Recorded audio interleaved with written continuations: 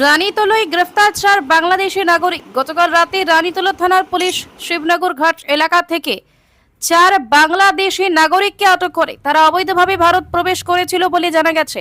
আটকদের নাম আলামিন শেখ বয়স 29, সাবির হোসেন বয়স 21, মামান আলী বয়স 19, মোহাম্মদ বিপ্লব বয়স 27। সকলে রাজশাহী জেলার দামকারা থানার বাসিন্দা।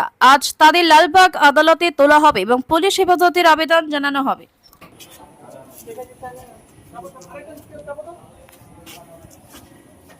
চলো এদিকে চলো